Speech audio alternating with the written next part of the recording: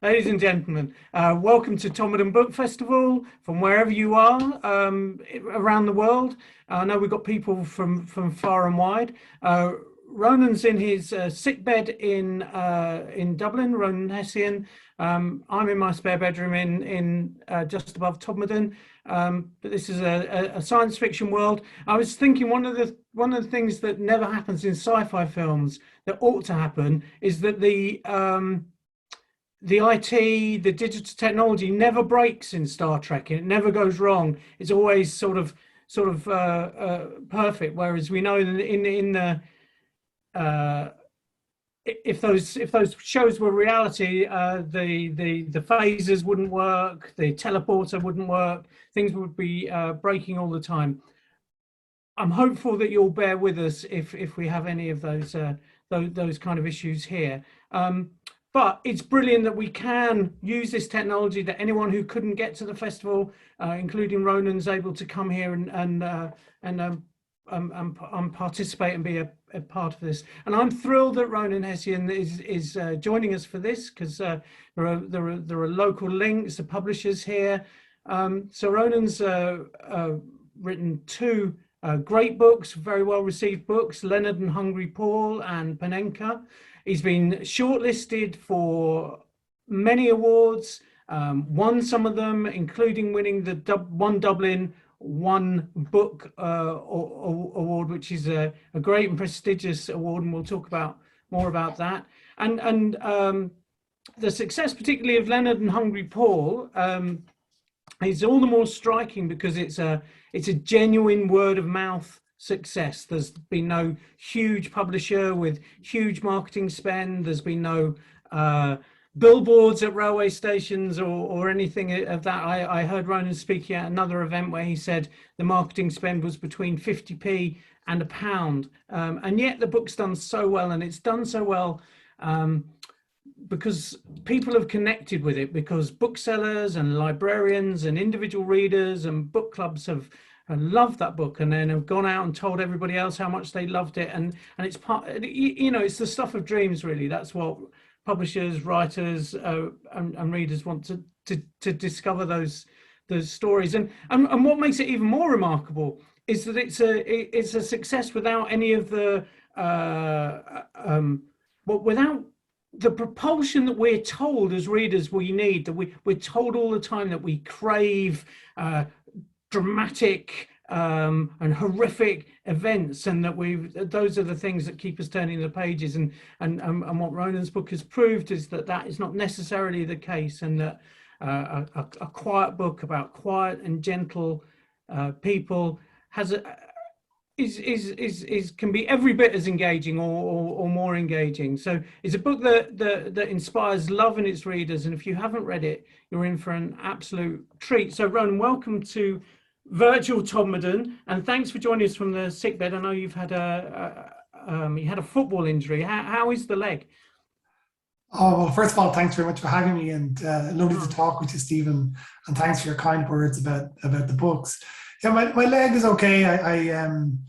I ruptured my Achilles tendon, so I have surgery tomorrow morning. But for now, I can look nice and literary from the waist up in my Ryder jacket and my nice iron shirt, and I'm still in my pajamas and a sort of Darth Vader boot on my right foot. So one of the nice things, as you say, about virtual events is that at least we can still have this conversation, and I can still be part of the festival. So it could be worse.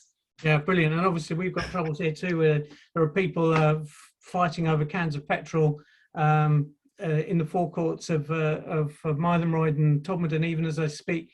So I was talking to Kevin, your publisher, earlier, and he said, "Oh, these might be Ronan's last words if with you having surgery tomorrow." And I wasn't sure how he felt about that, whether he was thinking, "Oh, sudden rush of sales." But we send you all our good wishes. So we thought, for those people that haven't read Leonard and Hungry Paul yet, we thought we might start with you giving us a flavour of that book, and we can talk more about it.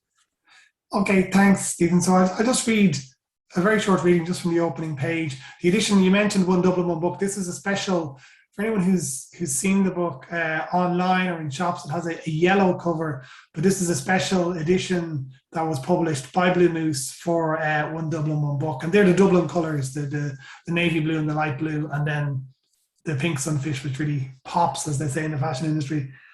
Okay, so I'm just going to read from chapter 1, the first page, Leonard. Brilliant. Leonard was raised by his mother alone, with cheerfully concealed difficulty, his father having died tragically during childbirth. Though she was not by nature the soldiering type, she taught him to look at life as a daisy chain of small events, each of which could be made manageable in its own way. She was a person for whom kindness was a very ordinary thing, who believed that the only acceptable excuse for not having a bird feeder in the back garden was that you had one in the front garden. As sometimes happened with boys who prefer games to sports, Leonard had few friends, but lots of ideas. His mother understood with intuitive good sense that children like Leonard just need someone to listen to them. They would set off to the shops discussing conger eels and have a deep conversation about Saturn's moons on the way back. They would talk about tidal waves at bath time and say goodnight with a quick chat about the man with the longest fingernails in the Guinness Book of World Records. But Leonard grew up at a time when quiet, imaginative children did not yet enjoy the presumption of innocence. His mother often found herself having to take his side against ornery teachers who complained that they found it impossible to get through to him. With patient maternal endurance, she would sit by herself at parent-teacher meetings, explaining that, like his late father, he just lacked a eureka face. So I just leave it there. Brilliant, brilliant. Well, thank you very much. You have to imagine the rest of the applause from around the world in your head. Yeah, great. And one thing, as you were reading that, I've got lots of questions, but as you were reading that, something struck me quite forcibly in that one of the things that the new creative writers or people who want to write are often told is that you must show, don't tell.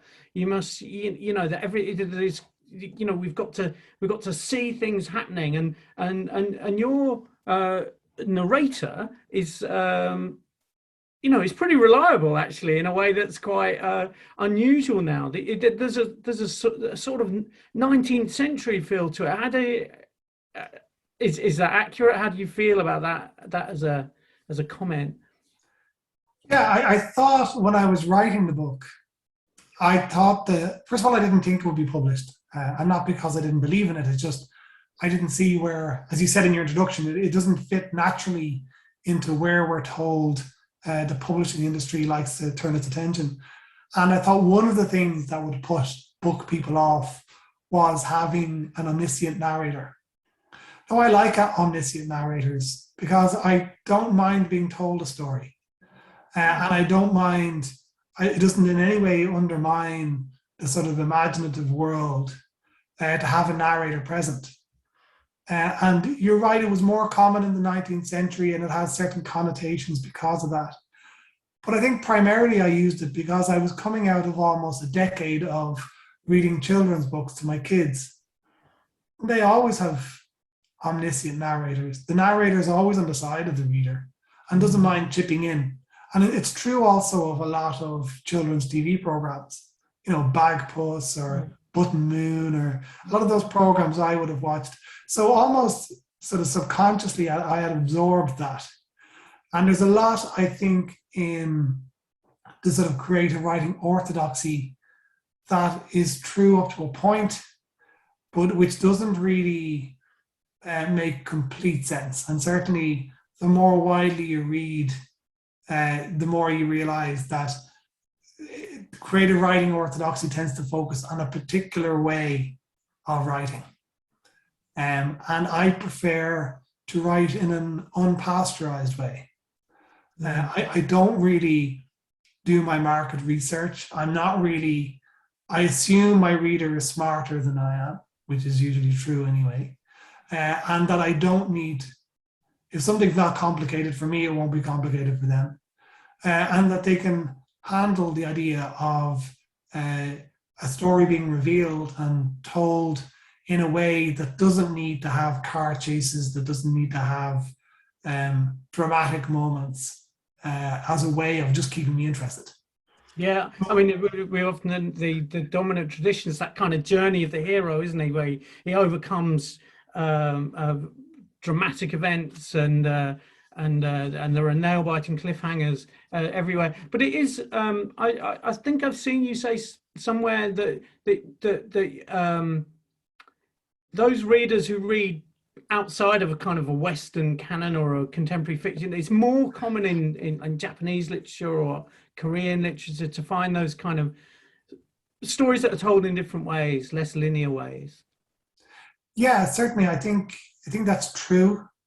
And certainly when you read, not only read Asian literature, but also probably the most vibrant area of literature in Europe over the last sort of 20 years has been the Balkan region. And you read Russian literature, you read literature from China, Arabic literature, you realize there are lots of ways of telling a story. And I think to some extent, the sort of what is being taught around a classic sort of 3-act story that has an inciting event, some conflict, and then resolution has become, I think, a default format. And I think it's influenced by a couple of things. I think in modern times, it's heavily influenced by movie making. It's very influenced by Hollywood. And I think underlining it is an insecurity about the reader's attention span, which I don't think is really justified. The other thing I think in terms of the East and West division, and this is purely a personal theory, is that I think that there is something to do with the longer sort of spiritual or religious context of those societies. That in Christian societies, there is storytelling through biblical storytelling, and a format that's influenced are around good versus evil. They're around conflict. They're around as you say, the journey narrative, which is, the bad person becomes a good person, and then a resolution, because people either go to heaven or hell. If you look in Asian countries, if you look in Japan, if you look in China, if you look in Korea, where there are different spiritual traditions. So, for example, in Buddhism, every moment matters, not just the end. And so change doesn't happen through conflict; it happens through self-awareness. And in cultures where there's a belief in rebirth, there really is no ending, because things just change, they don't end. So the idea of resolution is slightly alien. So there's lots of kind of, if you like, quite academic ways you can talk about this. But from my point of view, and I wasn't really trying to deploy any particular multicultural logic when writing these books, it simply doesn't stand up to my own reading. The more you read around, and given that 95% of the world's population is from countries where English is not a first language, it makes sense to read more widely. And the more you do that, the more you question the idea that these formats are universal or somehow the epitome. I think they're fine. I don't have a problem with that type of storytelling, and I enjoy that type of storytelling, the more dramatic and resolution-driven storytelling. But I think it's overstretching it when that then becomes a standard. So in other words, books are thought to be deficient because they don't have those things. Then it's a problem. Yeah, no, definitely. So, but it's not that your novels don't have stories, but we should, and what they do have is strong characters of a kind that usually would be supporting characters in novels, and it's like you've made the supporting characters the central focus of your books, and I think people respond to that well. So you should tell us where the characters. You tell us about the characters of Leonard and Hungry Paul, and also tell us where they came from, and the genesis of that book. Sure. Yeah, I suppose Leonard is a man in his early 30s. For those who aren't familiar with the book, they might have thought he was a child character from the introduction I read there. But it quickly moves on. He's in his early 30s. He lives quite happily with his mother, and he works as a ghost writer of children's encyclopedias. And his life is sort of thrown into change with the passing of his mother. And that isn't really a spoiler because it happens on page 2.5. And that sets off him noticing about the effect of that on his life, that his life is really sort of shrinking, and he's shrinking inside himself. And he noticed the limits of the quiet life. And that begins to start a process of him evaluating himself. And his best friend, and really only friend, is Hungry Paul, who works as a sort of casual postman, again lives at home with his parents, and has a very sort of idiosyncratic take on the world. And the two of them are people who I think have retained a degree of curiosity about life and about the world, but they're very much sort of self-taught. So they're not part of they have no real sort of socialization from society. Nobody has really imparted to them how the world works. So they've just kind of figured it out themselves. And they have this kind of wonky curiosity about the world. But I suppose what they also have is they have a general temperamental stability, that they are not people who are easily confused by change necessarily, because they have a great inner stability. And they represent really the kind of people who I kept coming across in life, because we know, what noisy people and opinionated people think because they tell us, and they tend to dominate conversations. And I began to wonder, the more I encountered sort of quieter people, and when I got to know them and realized their depth and the kind of quiet contribution they make throughout society, I began to wonder, well, maybe they have the thing that's missing. So what do they have? And I began to reflect on that, not really with any idea of writing a novel, but I had been sort of carrying around that idea for a long time, that the wrong people are being listened to. And I think people respond to that because there are a lot of quiet, unrepresented people in the book, but in the world. But do you? So, at what point did you decide that you would write a novel featuring these kind of people? When did that form itself as an idea? It happened in early 2017, and one of the great things about writing is that nobody can stop you. So. It was early 2017. I had a new diary that I got in work, and I'd been carrying around the character of the character who would become Leonard. I had him in my mind, and I had just a vision of this kind of slightly melancholy, quiet young man, sort of coming in from work and taking his shoes off, using the toe of one shoe to take off the back of the other. And I just had that sort of frequency range was sort of triggered in my mind. And the more I sort of carried him around, I kept getting flashes of him in my mind. Almost, I sort of said I felt I was pregnant with him. So I decided I'd get to know him, and I would sit down and write a little bit about him every day. And by about the second or third day, I said, forget it, why don't I just try and write a novel? Because I read a lot, and I liked books. And,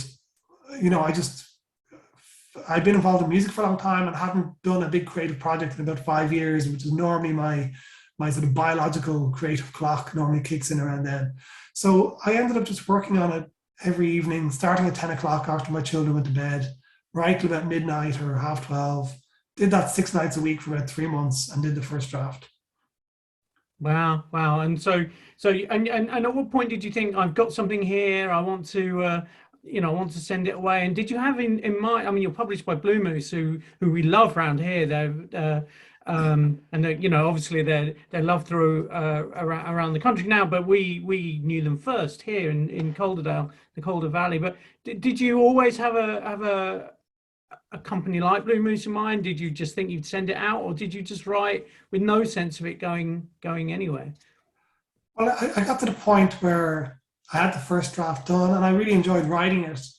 And I didn't think it would fit in with the publishing world. And then I came across an interview, and then subsequently read Man with a Seagull on His Head by Harriet Page, which is published by Bluemoose. And it was by a sort of a quiet outsider character involved in the art world. And it's a really good book, actually, if anyone wants to explore more of the Bluemoose back catalogue. It's really excellent.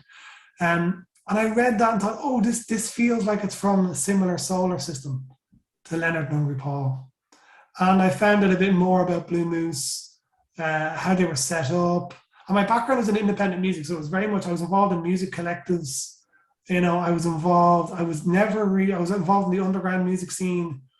And my heart is really in the independent scene. I really believe that creativity and an independent mindset and almost punk mindset go together.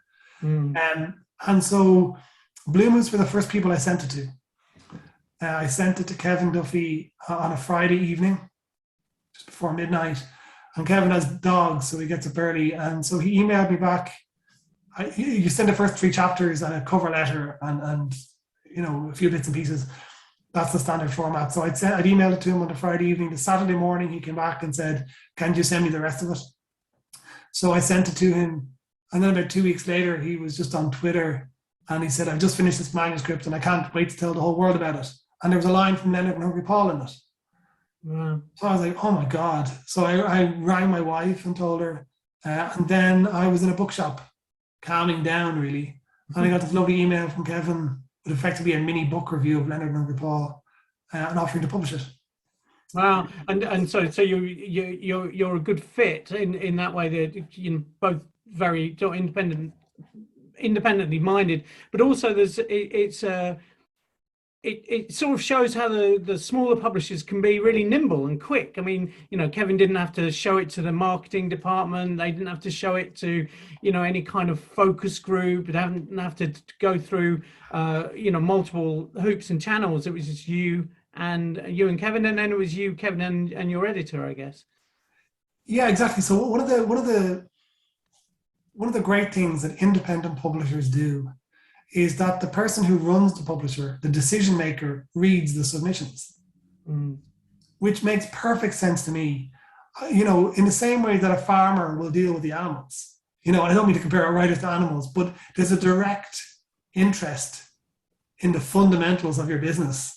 Yeah. And it makes no sense to me that in a multi-billion euro publishing industry, the big publishers don't want to talk to writers. The only people who supply their product, they don't want to talk to them. They want to talk to agents. So they won't talk to writers. They won't talk to the creatives. And if any one particular point in the published industry highlighted where it's going wrong, that to me is it. Yeah. So whereas the independent publishers are interested in writers, they want to work with creative people, they want to be involved in the most important part of their business, which is finding the work they're going to publish. So they read the submissions and they pay attention to them. Whereas in a bigger publisher, they'll want to go through an agent, and an agent will immediately, they're paid on a commission, so they will immediately assess its commercial potential.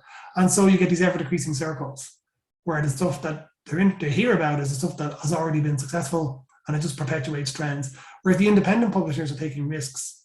So you look at the profile, like Bluemoose published 4 female authors on their 2nd, 3rd, 4th, and possibly 5th books, all over 40, which when you look at the major publishers, they're just completely absent in terms of the profile of writers. So independent publishers have that nimbleness. And it often happens that, we had a newspaper in Ireland looking to do an interview with me. And they contacted Kevin at like 11 on a Friday morning. And we did the interview on Friday afternoon. And the guy was like, this has never happened that quickly. Normally it goes through a million people. Whereas for us, it's just a hop, skip, and a jump. And a lot of it, sort of collaboration with Bluemoose has sort of made a lot of what the word of mouth stuff has been possible because, Kevin's accessible, I'm accessible, and we just try and we're happy to. Yeah, I was reading somewhere that you said, if there's a book group doing your book and they say, would you like to come and talk? You just do it, which is quite unusual. Is that right? I haven't. Yeah, no, I do. I often on Twitter, someone will just drop me a line and say, our book club is discussing your book tonight. Are you around? And the great thing about online and Zoom is that I can do it. So I just, I just go in, I just talk. And I always enjoy talking to book clubs. You get a very authentic reaction to your book. People are not trying to, perform their opinion. They've bought the book. They spent 8 or 10 hours with it. So they're absolutely entitled to form their own view on it. And you get a really insightful take on your writing. It's very rich for me in terms of understanding my own book. And what is it, do you think, that having talked to book clubs and having met lots of readers now, have you formed a reason why your book has resonated with so many people? I think there are a couple of reasons, particularly. I think one is that there are people who are not normally represented in books. And I think thoughtful, quiet, kind people are actually very common throughout society and don't often see themselves in books. And not only do they not see themselves, but the people around them who appreciate them don't see them either. So they're a very important part of what makes the world special. And their absence is no reflection on how interesting they are, because they are very interesting people, and they're very insightful people, and they're, they have a lot that you can learn from them, So I think people just enjoyed sort of seeing that, given some time and attention. And also I think there's perhaps there's a word that's sometimes used to describe books like Leonard and Hungry Paul about the everyday or the ordinary. And I don't see that in any way as a pejorative thing, because most of life is made up of the everyday and the ordinary. And in a way, a lot of your experience of the world is how good you are at making the most of that. Dramatic moments are quite rare. And in fact, dramatic moments don't really tell you a lot about a person. We're all different under a crisis. Whereas spending a lot of time with somebody, and a book which is written deliberately that you're spending a lot of time with the characters. So you're not just following them when they're being interesting or when they're involved in action. You're just spending time with them, which after all is how we get to know each other in real life.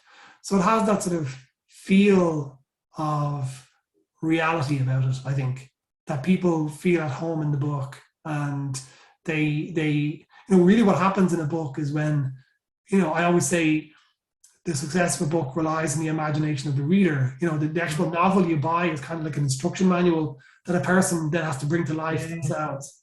So you're relying on people's ability to do that. And what I think, my experience in the short time I've been writing, is that people's imaginations are alive and well. And as a writer, it's good to trust in that. Yeah, no, I think you're right. I mean, I often think that writers are actually doing the dots in like a dot-to-dot picture, and then it's the reader joins them up, and then it's the reader that says, "Oh my God, it's a pirate or a parrot or whatever," and actually leaving, as you do, leaving room for the reader to form their own relationship with the story and the characters is what we should be doing, really, rather than setting it all out as a kind of obvious roadmap. So the thing is, you've done this brilliant book, and the book's done really well, and then you had to follow it. So and did that feel frightening, or did you already have an idea, new characters bubbling away? Yeah, I think it's always, I know from my time in music, you always have, I've done 3 albums, and with each one I want to do something a little bit different. And I think it's expected, particularly in music, I think it's expected that you move on. So I had that training in me that I wanted to do something that was a bit of an evolution. I didn't want to, again, going back, to being an independent publisher. I think if I was on a big publisher, they would have liked me to do Leonard and Hungry Paul 2. Or, Leonard and Hungry Paul go to Vegas or whatever, or some form of, that I would turn myself into a particular type of writer that people would turn to for warm, comforting books. Whereas Bluemoose didn't really, I just told them the name of the book, and they were like, okay, we'll go with that. And it was up to me to write a story. So I didn't have any pressure from them. Of course, when I first sat down to the laptop and, you're doing the first few pages, and you can kind of feel the hot breath of your audience on the back of your neck as they're saying, no, it's good, not quite as good as Leonard and Hungry Paul. It's a little bit different, you have to sort of shake that voice. But really, I've been, creatively active for almost 30 years. So I have a very stable relationship with my creativity, that I trust it and I listen to it, and I know when my headspace is right to let it flow through me. So I was able to quite quickly just get into the book. And it was a difficult book to write in lots of ways, technically difficult and emotionally difficult. But I knew... We should probably hear some of it, Ronan. So the book's called Panenka. It's based on the idea of the penalty that you take that goes straight down the middle, which is high risk, and so probably is quite apt as a name for a book that follows a proven success. So perhaps you'll read us a bit of that book. Absolutely, yeah, and that's the cover, Panenka. So I'll just read the opening page, really. You'll get a sense of, I think, the different tone from Leonard and Hungry Paul. His name was Joseph, but for years they had called him Panenka, a name that was his sadness and his story. These past months, the pressure pain in his head had been coming almost every night, building like an Atlantic wave that roiled within his dreams until it broke and crashed through his sleep, shocking him awake. It manifested as a clamp on his face. Working at bone level, it would spread from the crease between his eyebrows, around the orbits of his pounding eyes, and onwards to his jaw, which would stiffen and lock with tension. He called it his iron mask. With the palms of his hands pressed against his cheeks, he would run to the bathroom to compress his face against the cool, hard side of the bath, barely relieving the nerves that had mayday signals pulsing through them. In its own time and on its own terms, the iron mask would eventually lift, allowing the last few ripples of pain to subside and returning Panenka to the unclaimed hours somewhere between late night and early morning. Exhausted, he would haul himself up, his legs all fizzy and useless, and limp back to bed, thinking hungrily about the few hours of sleep that remained. Pulling the duvet up as far as his cheek, which bore no bruises or scars, no evidence of the silent violence, he would catch a bubble of thought passing through his mind. Was this time worse or the same as the last? Was the pain spreading or different? But he had learned to ignore these questions. The iron mask was unknowable in any real sense and beyond any bargaining. Oh, brilliant, brilliant, brilliant. Thank you very much. So your hero, Joseph, he's a footballer living in a rundown part of a town that you never name, that you don't tell us where that is. And obviously there's football reference right in the title. So football, sport, important to you, important to this book, important to the world. Tell us more about. Yeah, so Joseph, the character, is 50 years old. He's a former footballer, and he's coming to terms really with the mistakes of his life, from his younger life, in his relationships, in his family, and he gets to a point where he's facing an uncertain and difficult future, and it's really about the core of the book is about life's unfixability. Most of the problems, when we address them, we try and solve them, but what if you can't solve them? How do you find a path through life? And as a former footballer, I've been a football fan for many years, and I sometimes think, if you were to try and reconstruct our society from our novels, and you looked through the fiction A to Z section, you could be forgiven for thinking, future archaeologists could be forgiven for thinking, the most popular occupation was creative writing teacher or something like that. That nobody played football. You would never know there are 3 or 4 billion football fans in the world. But I did have some, I didn't want to write a book about football per se.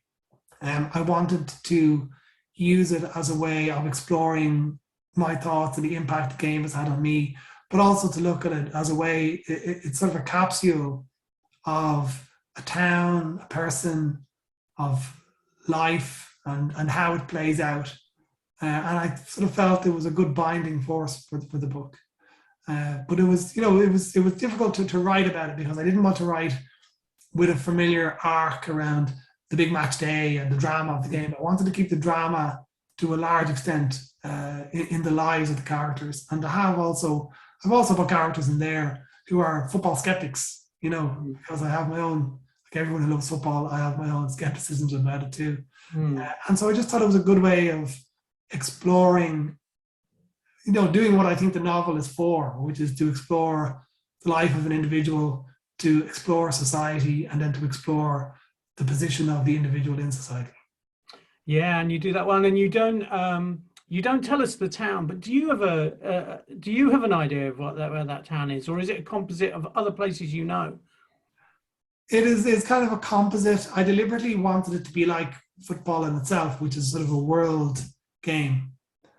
And, I didn't want it to be like Leonard and Hungry Paul. It's not set anywhere specific, although I did quite different to Leonard and Hungry Paul. I didn't want to sort of do a bit of world building in the novel. I wanted the town to feel real and to give it its own, what they call psychogeography. In other words, get a sense of what it's like to walk around it. So I sort of, it has a European flavor to it, I think. And I've traveled a lot around Europe and spent time. And the more you go around cities, and not necessarily capital cities either, or even the second or third biggest city, the kind of smaller towns where, and they have in the UK as well, where, there's a line about that his first wife, his wife, Lauren, when she's younger, just thinks the football club, all it is the biggest building in the city. And even that line came from when I was actually in a reading in Newcastle, and you go right past the stadium, as you're walking down to the sort of metro to the airport. And, I've seen that, when you fly around Europe, you look down and what do you see from the airplane window? You see football stadiums. And so it has that sort of sense of being recognizable everywhere. And I'm particularly interested in that the town itself was a bit of a dump. It's not a tourist town. It's not a place people go visiting. It's a place where it's on the margins and where people who are on the margins are living. Yeah. So, no, and I agree. I mean, I think that people forget. I mean, in writing about England, and it's different in Ireland, people often think, the classic English story is a London story, or it's a rolling hills of the Cotswold stories. In fact, most people in England live in small or medium, not even tiny, but medium-sized towns that have a football club, probably plays in League Two or whatever, and that's where real life goes. And I think that's where a lot of real life goes. And even in the bigger cities, people have come from small towns usually, and they retain that in their other life. Why Watford? How come you're a Watford fan? Well, I suppose when I started following football in the early 80s, they were an up-and-coming team, runners up in the league, runners up in the FA Cup, and they had charismatic players. They tricked you, in other words. They tricked me, yeah. I'm probably in the same category as people who are now going around following Blackburn or stuff like that. Also, I'll have to confess, I'm sure part of it was just me being awkward. Yeah. I was in a class of people who are all following Liverpool, the odd Arsenal fan, a few Man United fans, but mostly Liverpool. And my father was a Spurs fan, and my brother is a Spurs fan as well.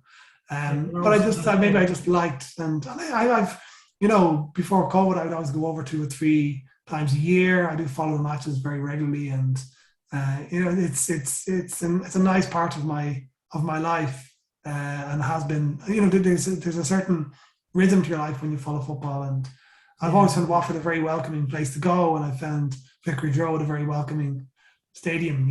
Especially if you're an Irish person, you go up to the English games. Some clubs, there's a lot of Union Jacks, a lot of English flags. It's very, heavy on this is an English club. Whereas in Watford, there isn't really that same sort of sense. It feels very welcome if you're a non-English person going to match. I wonder if I was going to ask you another question, but I wonder just about Watford, if having a gay chairman helped them become a more open-minded, more inclusive. When Elton John was involved, maybe that sort of opened a few minds and a few hearts, and in that, and there's some of that sense. Yeah, and I think also there's elements, even in Panenka, of Cesar Fontaine, the manager of the club, he's an amalgam of different people, but it's definitely a bit of Graham Taylor in him. Graham Taylor had a real community vision. Wanted players living in Watford, wanted them to be seen shopping in the local supermarket, wanted them to stop and sign autographs, wanted them to be involved in community projects. And Watford have always had a very strong community focus. So they've no time for any of that, none of the racism or thuggery that's been in football over the years. Watford has thankfully sort of stayed out of that. And even during COVID, you know, you were able to ring up, if you're a Watford fan and you were used to going to matches and talking about the matches, you were able to ring up a helpline where they had people from the club, volunteers who were happy to chat to you about the match afterwards, and including players. Some of the players went on the phones as well. So you had that sort of sense of that football is in danger of losing, where football is not it is a competitive sport, ultra competitive sport, but it's also an expression of a community, and it has to be, it's part of a bigger thing. You know, it's part of a sense of what binds a society and what binds us together as people. And the more we look through life, we reflect on the differences between people. Well, football and also art and creativity are two things that go beyond what separates us and deeper into things that we have in common. So it doesn't try to reconcile all our differences. It just moves us to a different place. And so football, as long as it does that, is a positive force in the world. If it turns into something where it's just like horse racing, something you bet on, you know, or if it just becomes a money-driven thing, then football as a sport is dead. And sports can die. We've seen that over the years. Sports like snooker, darts, etc., where they haven't really, or boxing, where they've lost their soul a bit. Yeah, no, I agree. So I wanted something you said earlier. So you chose Watford partly out of awkwardness. Would you see is awkwardness sort of key to your character as a person or as a writer? Is it there as a driving force? Yeah, it's a really interesting question. I suppose I'm from a family of 8 children. My father died when I was quite young, so my mother would have worked nights. So most of the time growing up, I was in a household of children, where you know you just have to be yourself and stick up for yourself. I think, especially when you're one of the younger ones. So I think it was instilled in me there, and I've always my instincts have always been towards independence.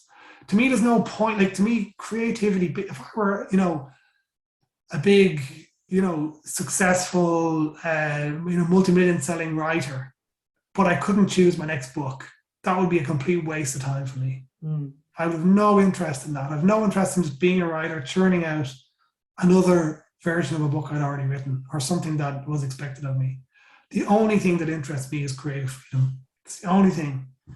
And so, like, even after Leonard and Hungry Paul became popular, like, a number of the bigger publishers tried to buy it. You know, they wanted to take it on. And myself and Kevin had numerous conversations about, like, that wasn't of interest to him and not of interest to me either.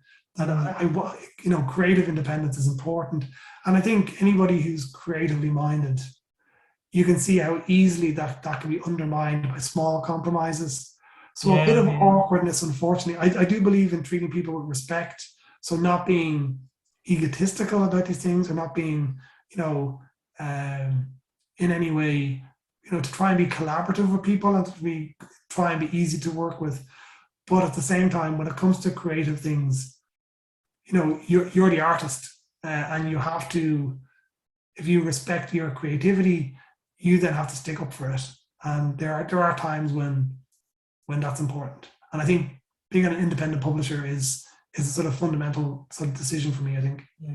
And the other side of that is, though, because we haven't touched on this already, but is that you're a civil servant in your day job, and is there any useful contrast in that? Does your life as a civil servant, I don't know what you do in the civil service, but your life there, that office life, does it provide a kind of interesting creative counterpoint to your writing life? Absolutely. I really enjoy my job. It's very important to me. So I'm involved in a lot of government policy and in the equivalent of the DWP in Ireland. So dealing with a lot of marginalised people, dealing with, measures to really address poverty in society, and to work, in government and with NGOs, etc., and with the political system. And I've been doing that for almost 25 years. So it's a job that involves, you can only do if you're curious about people. You can only do if you're curious about society. You can only do if you're interested in learning about how the world works. And that's all very, consonant with being a novelist. And there's a long tradition of civil servants who write novels. In Ireland, there certainly is, but also internationally. One of my favorite writers, and I have one of his books here actually, on my next through, which is Naguib Mahfouz, who's the only Arabic writer to win the Nobel Prize from Egypt. And he was a full-time civil servant, and wrote whatever it was, 30 novels and hundreds of short stories, and he wrote TV scripts and everything. But he was a civil servant all his life. And there are many examples in England as well. So I think it's partly to do with your immersion in the perspective of, so you have to have the same thing as a novelist. You have to be able to keep in your head the perspective of the individual and the perspective of society. And also the civil service works through language and words. So it's one of the few places, I think, workplaces where it hasn't gone down the route of bullet points. That still you have to express yourself in paragraphs. A lot of my time is spent writing or editing other people's writing. So as a writer, I can't think of a better day job. Brilliant. And how far do you see yourself as an Irish writer? Because the Irish Times said one of the most important Irish novelists of the last 50 years or 100 years, I think. So how Ireland and growing up in Ireland and being Irish, and of course it's 100 years since the establishment of the Irish Free State as it was then. How far is that important to you? It's very important to me as a person. Like, one of the reasons I'm a civil servant is because I'm very proud of my country. But at the same time, the issue of nationality and art is not straightforward. I think I fundamentally, right, I think sometimes writing can be perceived and can actually be an extension of a person's personality. But that's not the case for me. And I don't think it's the case for a lot of writers, that your imagination and your creativity is something that's somewhat independent of your self-identity. And for that reason, while the fact that I'm Irish and I'm a man and I'm a civil servant and I'm a parent will flavor my writing, it's not really the source of it. So I'm very proud to be introduced as an Irish writer. And when I look at all the sort of Mount Rushmore of Irish literary greats, it's cool to think I'm, in the same world and the same category of Irish writing, and I'm always happy to see myself categorized that way. But I don't think my imagination is Irish, and I think that when I read other writers, I don't feel I'm reading from an Irish coordinate on the map to a Chinese coordinate on the map. I think we're meeting at a level of human nature which transcends that. So it's something that I'm proud of, happy with, but at a sort of, if you were to really press me from a creative or sort of philosophical point of view, I would say it only runs so deep. It's a bit like, when you buy a house, you own, 30 meters down, you don't own all the way down to the earth's core. So I think the creativity is is in the earth's core there. So your self-identity doesn't extend that far deep, I don't think. Right. Yeah. No, it's a complicated question. So, so what next? So, what are you working on now? When can we expect to see that? Well, I suppose I have to, because I have such a busy life. I have young children and a day job. I need to and I want to keep, as I said, I've been creatively active for a long time. I've also, as I get older, I need to learn to pace myself, my energy. So I had planned to take this year off writing, although I've been very active on events and, one Dublin, one book. It was very busy, and I've done a lot of engagement with readers, which has been brilliant. But I planned to take this year off writing, but I have started to sketch out some thoughts and ideas for my next novel, which in my head feels very ready. A novel called Ghost Mountain. So that will probably be out in, I think, 2024. So I did one book 2019, one 2021. And the idea was to do one in 2023. But realistically, when you go back the editing process and the lead in time, I would more or less have to finish it this year or early next year. And I felt I didn't want to rush it. So I'll probably spend this year maybe just sketching and just taking note of a few things and just letting it build up and build up and build up. And then I'll probably write the bulk of it next year and, over the next 18 months or so. But I feel good. It's going to be a different type of book. I think the best sort of trailer for it is that I wrote a story the summer 2020, called The Translator's Funeral for the Irish Times, which was sort of like, I don't really know how to write short stories, so I wrote a sort of 2,700 word novel. So I wrote like 30 chapters in sort of short story length. So the style and the approach in that story, it was a dry run for Coast Mountain. So it'll be a different sort of feel. So people have mentioned this kind of fairy tale sense about your book. So we're going to see, and I can see what they mean, definitely. So and a kind of the influence of children's stories in a way that you've given an adult sensibility to. And do you feel that's correct? And do you feel that's something that you're a territory you're marking out, if you like, or what? Yeah. Ghost Mountain, very much so. Ghost Mountain will be very much like that. And so I think what I understand by, the kind of components of fairy stories and is one, a sense of universality. Two, I think a sense of a story. I think that there is a difference between just being a writer and being a novelist. Some people are very good at writing, so they can write interiority, they can write dialogue, they can write thoughts, and they can write, mental, reflection. But with the skill of a novelist is kind of an architectural one. It's one about organizing, 80,000 of those in the right order, and knowing how to pace it and release information and hold stuff back and measure it out. And I think the fairy story has a very playful attitude towards that. So I'm happy with that. I wouldn't necessarily put it on the cover of the book, but I think there's some truth in it. Yeah, and I think it's a well observed comparison. Wow, brilliant. So, just a more sort of whimsical question. So, we've covered a lot of ground, and it's been so informative. But, so do you miss making music? I mean, because you had proper success. You did 3 albums, and the last album was shortlisted for a big award in Ireland. Was it the Choice Awards or whatever? So you were proper indie success. So. Yeah, at times the Choice Music Prize is the Irish version of the Mercury Music Prize, and that was for Dictionary Crimes, my third album, and I hadn't played since about 2014, and I played a show as part of the One Dublin One Book, a series of events, and I really enjoyed that. I just played it remotely. It was a Zoom sort of thing as opposed to a live performance. And it was really emotional, actually, revisiting those songs. And I wrote sort of storytelling songs. So, I never thought I'd write a novel, but most people who knew my music, they thought it was not that surprising that I had to go at prose. And I still listen to a lot of music.